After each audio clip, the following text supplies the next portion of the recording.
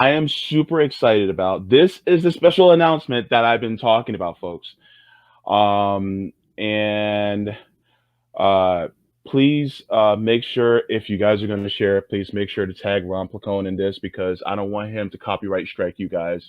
Just in case. You know how we do. I'm just kidding. But share it nonetheless because I really am excited about this. So, what do you have, Mr. Placone? Well, I got a couple things. I got a tour coming up. You can go to ronplacone.com. I'm probably coming to a city near you. I'll rattle off those cities later. But also today, I just released a movie trailer for a movie that I am trying to make. We released the trailer, and now we're trying to acquire the funds to make the movie itself. And I'm very excited for the world to see it. We do have a GoFundMe. And there are different tiers and perks for the GoFundMe. There's, if you contribute, you get a thank you on Get Your News On with Ron. I give you a shout out on the show. You can get there's behind the scenes footage we're going to be sending to, the people who have given. And there's also going to be a virtual screening with a Q&A with the cast. So there's all kinds of perks if you want to check out the GoFundMe. But here's what the movie's all about. I guess you got the thing queued up. Of course. All right, let's do it. Okay. So, Left at Wall movie trailer. Make sure this is full screen because I want to make sure that everybody sees what this is about. Hang on, let me do this as well. And here we go. Oh, hang on. Let me mute myself too, just in case.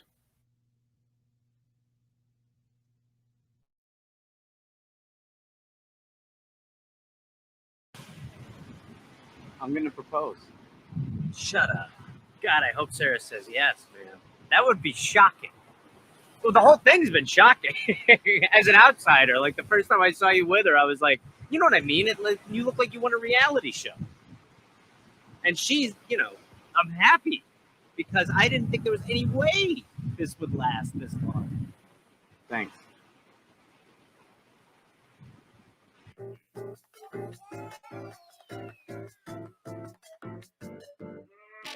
I'm a writer. My more successful brother, he's on Wall Street. I don't know how it happened. So, how is Don? He's done. It's Tiffany. They want to meet up tonight. Don has some exciting news. Tell him to send the cliff notes to whogivesaShit@gmail. John, come on. He's your brother. Not my call. You wouldn't understand.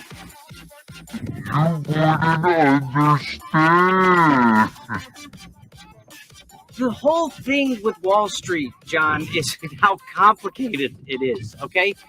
Like, we're going to short sell Game Bites, but to you wouldn't understand. I bet I would. John, I just can't anymore.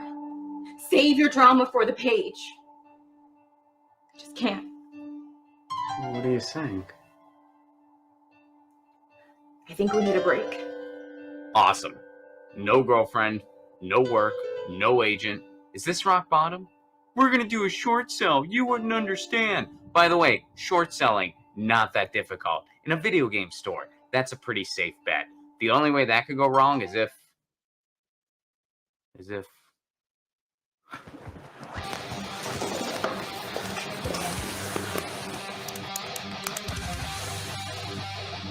Game Bites. We need to buy shares of it. What? Why? A bunch of hedgers are trying to short sell it.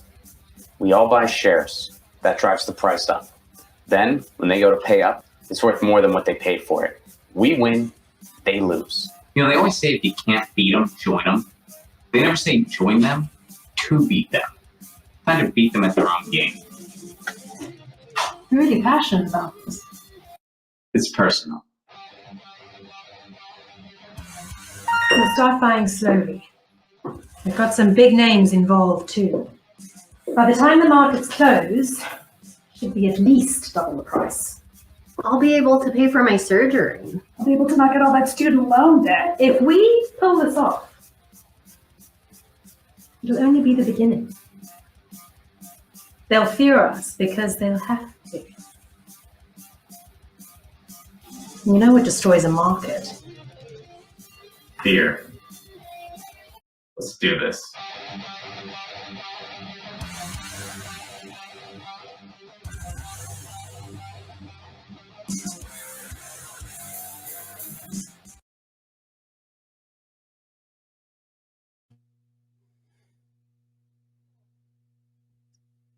You gotta mute yourself. There you are. Well. Okay. First of all, I'm excited. Thank you. Thank you very much. So I want you to talk about this. First of all, I want to give Frank Cavett, Some Boomers Are With You, Capitalism is Antithetical to Life. Thank you so much, Frank. I appreciate that super chat. What this, I think I get the premise of it, but if you can explain that to the audience. Yeah, totally. So it's based off of what happened in January. Oh, wow. I think James just left the show. No, I'm still here. Oh, you're still here? Mm-hmm. Of course. I can't You have see the floor. you. You have the floor. Oh, well, that's very kind of you. So it's based off of what happened in, I believe, January when GameStop, that video game store, they all started buying shares of it in a coordinated effort on Reddit to drive the price up, which screwed over a bunch of hedgers that were trying to short sell it.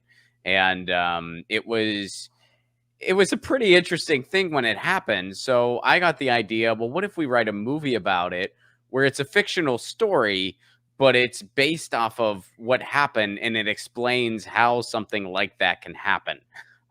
So the premise here is that one brother is a Wall Street bigwig, big shot, and his other brother is a struggling writer in Hollywood. And they butt heads, as you would expect them to do. And so the writer brother gets the tip from his Wall Street brother that they're going to try to short sell Game Bites. We changed the name of the video game store. It's called Game Bites in our movie. But, they're trying to short sell Game Bites. So he cooks up the idea. The writer brother cooks up the idea to try to organize this effort to all buy shares of it to manipulate the price. And so it's what's called an explainer film, something like The Big Short or High Fidelity. So that's why there's a lot of like narration to camera on the part of John, which is going to be played by myself. So that's the type of movie it is. And, it's basically a really kind of fun story and it's a comedy, but it explains how Wall Street works and how that actually happened. But through the lens of this fictional story. So yeah, I'm real excited about it. And I'm really, looking forward to figuring out how to get this thing made. I mean, we still need a lot of help financially to make it happen. So again, if you are so inclined, please check out the GoFundMe and consider a contribution. I know times are tough and there's a lot of causes out there worthy of your hard-earned dollars. But if you got a little to spare for this movie and want to see it made, please do consider it. I'd appreciate it very much. And yeah, I can't wait. I mean, I haven't casted all of the roles yet. I've just casted the trailer. But some of you may recognize the person playing my brother is Gareth Reynolds from The Dollop, who is a very brilliant comedian. And so it was a blast working with him and just all the roles. I mean, everyone's been so great to work with and has brought something fun and unique to the table. The Liz Ann, the person playing Jack Blade, she's a theater trained actress in London, so she brought like that perspective to the table. Kimberly, who played John's girlfriend, her name's Sarah. She has a really solid background in drama, so she was a really good like serious person to John, who was just kind of crazy and goofy and out there. And then the Reddit room, which was Cat 412 and Devin 812. That's Adrian and Alicia, who are a comedy duo. They do sketches together. And when I saw the reel, I really wanted them to do this duo together. So, and then I have my wish list for the rest of the cast where I'm hoping some people say yes. And the other cool things about this, James, there's a segment in the movie. It's hard to describe now, but it'll make sense when people see it and as things unfold. But there's a segment in the movie where there's actually a spot for YouTube shows like the Fred Hampton Leftists or whoever else to make a news segment about, you know, the story. So there's going to be a spot in this movie for like you and whoever else, just like YouTubers I'm friends with, to make actual segments that are going to be in the movie. So I think that'll be pretty cool because I'm hoping to take this to theaters and I'm hoping to take it to festivals and I'm hoping to take it anywhere that'll have it. So it would be cool if like on the big screen all around the freaking world, there's YouTube shows that other people are going to be like, what the hell is this? And so, so I'm really excited about this project. It's not only going to be like a really fun movie, but it's also going to be like a fun movie that involves so many different entities of my creative life, from theater people to comedy people to content creators. So it's kind of like just the perfect marriage of everything that I care about, you know, and everything, or creatively everything that I care about. I mean, it's not everything I care about in the world, you know, there's my friends and family and shit, but creatively everything I care about and everything that like makes up my professional life or whatever the hell you want to call it, career, whatever, you know, can come together in a project like this. And this is something I've been wanting to do since day one. And I've figured out a way to do it. And so I'm really excited about, you know, making this movie a reality. So, okay. So I'm just trying to put this in perspective in my brain. So you're making a movie that has a deep leftist working class message, and you're using money to crowdfund from the grassroots movie, and then it gets shown to people around the world. Let's think about this. That's correct. A lot of times, you know, things can be influenced by the entertainment that we are shown. And this is a great thing because then if you're doing this from an artistic perspective, this can influence a lot of thought into, well, we have a lot more power than we think we do as just regular people. And that's the beauty of it. Because what a lot of times artists, because comedians are artists, they use their art to make influence on the world so that they can make the world a better place. And so I for myself would be honored to be a part of this. And if you guys can, please go to the GoFundMe if your heart so desires. If it is possible for you to. We don't want people who are suffering to give more than what they don't have. Totally. But if it's possible for you to, and I'll put the link in the description below as well, to go to the GoFundMe so we can crowdfund for this movie to be made. Because ultimately, it's not really just a movie to just laugh at, but it's also a movie to inspire people to think of the power that they have. Because we have to do this in many different ways. We're not just doing this through political commentary. We're also doing this, you know, through, if somebody makes a song, like for instance, think about, you know, Chuck D and oh my God, I'm forgetting their name. Public Enemy. Yeah. Yeah. They made the song Fight the Power, and the lyrics were, you know, basically based on how we have to have people power. Are you going to say that that song has no influence on anybody whatsoever? No. I mean, oh, did James freeze here? Feel like James might have froze, y'all.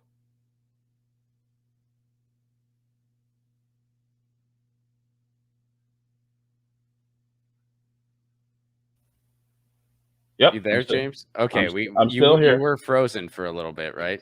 Yeah, I guess so. Yeah, it was buffering. But like I was saying, you know, you have artists like Rage Against the Machine that talk about fighting against, these types of governments that are totalitarian, that, are taking away our rights away. So, I mean, think about it.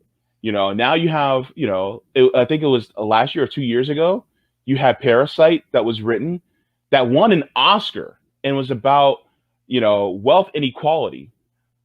And now, we have movies with comedy in it that are also pushing, the Overton window. And we need this to happen, not just in our political discourse, but also in our social discourse as well. So I think that's a beautiful thing that you're doing. I want to thank you for doing this as well. Well, thank you, man, and thanks so much for being willing to be part of it. I can't wait till we make all those segments, and I look forward to y'all at the Fred Hampton Leftists being one of them, and I hope y'all are interested. And but yeah, I mean, and it's always been this way. Like, you can get away with a lot in a scripted piece of content, like you can get away with a lot in a movie or a TV show, even, that you can't get away with, or, well, not that you can't get away with, maybe that's not the best way to put it, but it's like you can really have heavy undertones where it's like someone doesn't have to be a leftist to enjoy this movie, but they're going to get a lot of heavy leftist messaging before it's over. Because, I mean, yes, it's about this specific thing that happened, but it really dives into just the undertones of what Wall Street's all about in our society and our system. And it really kind of, unpacks that in a way that it's like, you're going to be exposed to some perspectives in this movie. And I'm hoping that it causes people to kind of dig a little deeper on certain things. So yeah, I'm very much looking forward to it. And, it's, I've always been intrigued. I mean, even like just something like my comic strip, Lucy and Ron, I'm finding out, man, there's a lot of stuff you can get away with when a cartoon cat is saying it. There's a lot of stuff, like just all these things where it's like pretty much every pilot I've ever written, they're all like straight up anti-capitalist. Like, they are all anti-capitalist. But it's like when you're, kind of sandwiching that within a bigger story, within a script. Yeah. There's so much you can actually get away with where people are like, oh, you kind of gotta pull one layer of the onion back to realize, oh yeah, this is straight up anti-capitalist. And this movie is one of those things. So, I've been wanting to really get into scripted content for a long time. I've got a lot of pilots out there. I've got a lot of rejections out there from pretty much every network you could imagine. We all do. But when I wrote Left at Wall, I wrote it with the intention of making it, because sometimes you write something and you're like, this is going to be an indie film. This is an indie film thing. I'm not trying to sell this to anybody. This is a freaking indie film. And I wrote it for that reason. I wrote it. The locations are incredibly simple. I did it that way on purpose. It's an explainer film, so there's a lot of parts of the film where it's just me talking to a camera. And by the way, I'm not starring in it because I think I'm the world's greatest actor. I'm starring in it because that'll make it cheaper. But I'm gonna, do the role and do it justice, and I can't wait. So yeah, thank you for letting me highlight it on this show. I really appreciate it. Thank you so much. Thank you. And as far as some of the other credits, like for instance, who are you? Are you also the director? I directed the trailer. I'm not gonna direct the entire thing myself because I just feel like that would be way too big of a thing to chew on my own. So I'll definitely be co-directing it. Like, I'll have some input and some thoughts, but I'm gonna get someone else to help with the directing as well. Okay. Maybe even more than one person. Who knows? It depends on what the budget will allow. But yeah, for the trailer, since it was only 3 minutes, I did self-direct that. But I won't be directing the entire thing. That would be a lot of my filmmaker friends have advised against that. They're like, that's just too much. Like, you're taking on too much if you're gonna star in it and direct it. And so much of the film is like, just you and solo scenes too. You got to get someone else too. So yeah, I'm going to do that. And I'll give a shout out to Kevin Ronco over at Right Brain. They've made a lot of great films, The Revolution Televised and Nightcrawlers. Kevin edited this trailer, and he's been more than an editor. He's also kind of held my hand through the entire process because he has experience making films, and this is my first time. So, you know, I'm hoping he'll be involved with the with breaking ground on the film itself too. And so, yeah, so we've got a lot of lefties involved with this. Yeah, that's pretty awesome. I mean, the thing is that the leftist movement isn't just limited to just commentary online.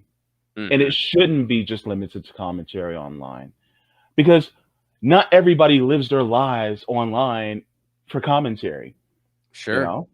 Yeah. I mean, we also, we also need commentary, that is in our entertainment.